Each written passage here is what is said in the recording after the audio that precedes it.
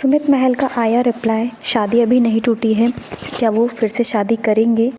इसके साथ ही सुमित महल की जो कॉल रिकॉर्डिंग है उसको लेकर भी रिप्लाई उनका आ चुका है कि जो उनकी जो कंट्रोवर्सी हुई और जो अभय और जो सुमित की और सचिन की जो कॉल रिकॉर्डिंग थी वो लीक हुई, उसका जो उन्होंने रिप्लाई दिया है वो भी मैं आपको बताती हूँ कि उन्होंने क्या रिप्लाई दिया है। तो यहाँ पर हम आपको बता दें कि नेहा आशीष तिवारी ने अपने एक पोस्ट के ज़रिए बताया था कि उन्होंने ये जो इंगेजमेंट है वो तोड़ दी है। अब वो सुमित महल से शादी नहीं करेंगी और अब उन्होंने सारी चीज़ें अपने सिरे से ख़त्म कर दी हैं। अब उनकी और सुमित महल की कोई बातचीत नहीं हो रही है और उन्होंने शादी तोड़ दी है।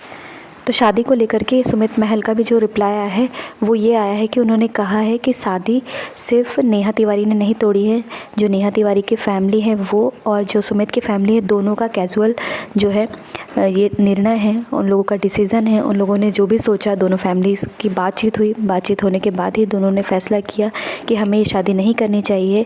उसके बाद नेहा और जो सुमित की बातचीत हुई है, बातचीत में यही निर्णय निकला है कि अब हमें ये शादी नहीं करनी चाहिए। तो इसके बाद ही जो शादी का निर्णय है वो हुआ है कि अब ये शादी नहीं होगी, ना कि सिर्फ नेहा का जो ये है फैसला है, ये नेहा के साथ साथ सुमित की फैमिली का भी फैसला है। ऐसा नहीं कि नेहा ने बताया कि ये शादी मैंने तोड़ी है, ऐसा बिल्कुल भी नहीं है। शादी दोनों की मर्ज़ी से टूटी हुई है।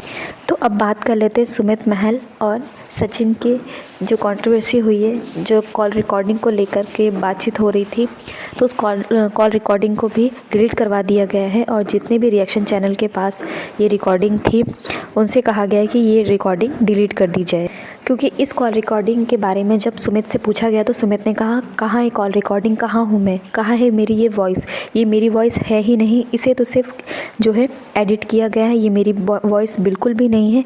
हाँ, मेरे पास सचिन का कॉल आया था लेकिन मैंने पहले सचिन का कॉल नहीं उठाया, लेकिन जब मैंने देखा कि सचिन के मैसेज आने लगे कि मैं आत्महत्या कर लूँगा, मैं ऐसा कर लूँगा, मैं सुसाइड कर लूँगा, तो मैं कुछ भी कर सकता हूँ। तो इन सभी चीज़ों को लेकर ही अगर आपके पास भी कोई ऐसा मैसेज करता है तो आप भी यही कहेंगे, ठीक है, आपको क्या बात करनी है आप बताइए, आपके पास जो भी सबूत हैं आप वो बता सकते हैं। यही चीज़ जो है सुमित ने कही कि ठीक है, आप कुछ बताना चाहते हो आपके, क्योंकि सुमित को सचिन के बारे में बिल्कुल भी नहीं पता था। अगर पता होता तो वो शादी के लिए हाँ ही करते, हाँ बिल्कुल भी ना करते ना। तो अगर उन्हें जब पता चला तो किसी का भी यही रिएक्शन होगा कि भाई तेरे साथ हुआ क्या है, अगर तुम्हारे साथ गलत हुआ है तो आप अपनी बात बिल्कुल कहिए और पूरी बात रखिए।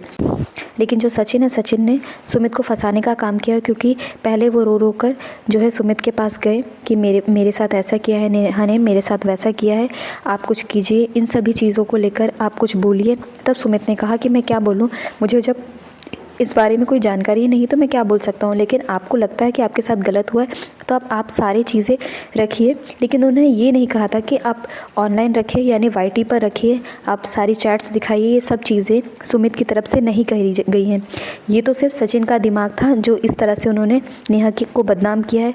अगर उनके बीच और नेहा के बीच कुछ गलत था तो वो चाहते तो दोनों फैमिली को बैठ के बात करते और दोनों फैमिली को ये चीज़ें बता सकते थे।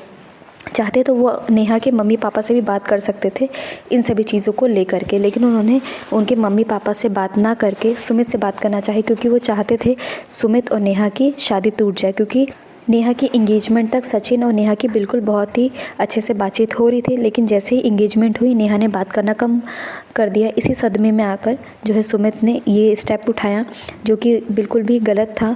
अगर उनके साथ गलत कुछ हुआ है तो अपनी फैमिली को उन्हें बताना चाहिए था, नेहा की फैमिली को बताना चाहिए था और उस इंसान से दूर हो जाना चाहिए था, ना कि इस तरह से सुमित को बदनाम करना चाहिए था। तो उन्होंने सारा जो ठीकरा है इन सभी चीज़ों का वो सुमित के सर फोड़ा है। उन्होंने यही कहा है कि सुमित ने मुझे बदनाम करने के लिए कहा कि आप जो भी चैट से वो लीक कर दीजिए, जबकि ऐसा बिल्कुल भी नहीं है। सुमित ऐसा बिल्कुल भी नहीं चाहते थे। अगर सुमित व्यूज़ के लिए या वाईटी पर अपना नाम कमाना चाहते तो वो पहले से ही बहुत सारी चीज़ें कर सकते थे, अपने वीडियोस ला सकते थे और नेहा के पैसों पे ऐश कर सकते थे। पर इन सभी परिस्थितियों से तंग आकर सुमित ने भी एक कम्युनिटी पोस्ट डाला है कि मुझे कोई भी परेशान ना करे, अगर आपको लगता है कि आप सही तो आप अपनी बात कहें।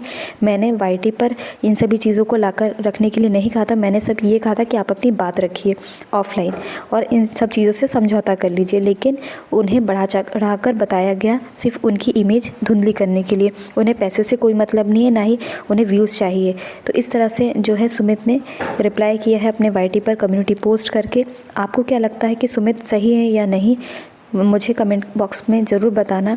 और ये भी बताना जो सचिन ये सब कर रहे हैं, इन सब का क्या ही मकसद है और वो क्या करना चाहते हैं, क्योंकि उनका दिमाग बिल्कुल भी काम नहीं कर रहा। कभी वो किसी को विलन बना देते और कभी किसी को। आज वो पहले वो नेहा को गलत साबित कर रहे थे, आज वो नेहा के साथ हैं और मनीषा को गलत साबित कर रहे हैं। तो इन सभी चीज़ों का आपकी क्या सोच है, आप प्लीज़ मुझे कमेंट बॉक्स में ज़रूर बताएं। और यदि आपको ये वीडियो अच्छा लगता है तो प्लीज़ मेरे चैनल को लाइक शेयर सब्सक्राइब ज़रूर करें। Thank you.